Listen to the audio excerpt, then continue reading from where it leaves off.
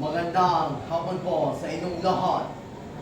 Ako po si Frank Lawrence T. Bautista, kumakatawan sa pangkat ng wisdom. Magkaisa, magtulungan, ibangon itong bayan. May bagong slogan sa kalsada, bagong logo, bagong kulay ng poste, bagong pangalan, ngunit lumang pangako. Sabi nila, bagong Pilipinas, bagong mukha. Pero sa gilid ng estero, pareho pa rin ang amoy ng inaamang na proyekto. Nilalaman pa rin ng basura ang daanan ng tubig. Ang ilog, ulit-ulit na pinupukal sa tuwing may eleksyon. May tako, may kamera, may mga nakalusong sa gitna ng baha. Pagkatapos, muling itatama at babalik sa katahimikan hanggang sa muling umapaw ang tubig na may dalang resibo, kailanman ay hindi matutuyo. Sinasabing para sa tao, pero bakit tuwing may ulan, ang mga tao ang lagi lumulubog habang ang budget ay hindi malang matagpuan kung saan bahagi lumutang. Nakakatuwang pakinggan ang salitang pagkakaisa, parang awitin sa radyo na may magandang tono. Pero, sinto na to ang pagkakanta, tayo raw ay sama-sama. Pero bakit tila iba-iba ang suot na sapatos sa putikan? May rubber boots ang iilan, habang karamihan, bit-bit ang ginelas na napalutan na ng tubig. Ang tunay na pagbabago ay hindi basta may susulat sa tarpaulin.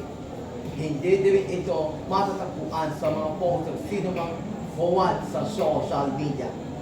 Ito'y tanong dapat masagot ng bawat kamay na humahawak sa budget, sa boto o sa pala ng karaniwang magagawa. Pananagutan sa itang hindi dapat kagasan, hindi ito isang pananakot. Ito ay panawagan sa mga halagang dapat magbayaran.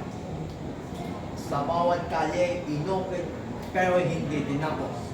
Sa bawat moderna, itinayo, pero hinayang gumuho. Sa bawat ilog na pinagkagastusan ng paulit-ulit ng pagpaplano, walang ni isang normal na mamamayan ang nakinabang. At kung sakaling may bagong pag-asa, naway hindi ito galing sa bibig ng sino mang huwad na politiko.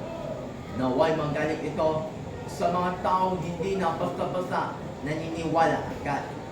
Hindi na nagpapalunod sa mga bulaklak na salita.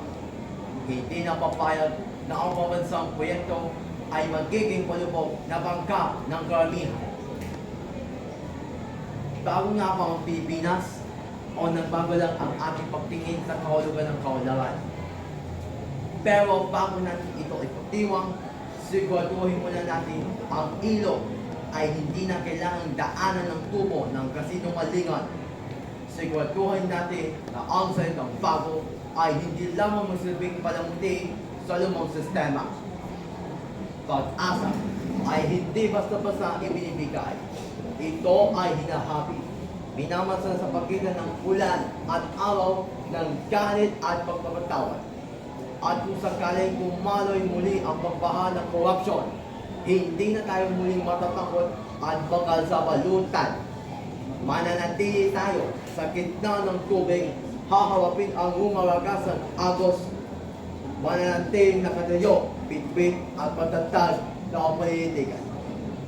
Dahil ito ang simula, hindi ng bagong Pilipinas na ipinangako nila, kundi ng Pilipinas na ipinipilit nating buuin. May pag-asa, may pagbabago, at nagkakaisa. Ako po si Frank Lawrence T. Bautista, kumakatawan sa pangkat na gusto.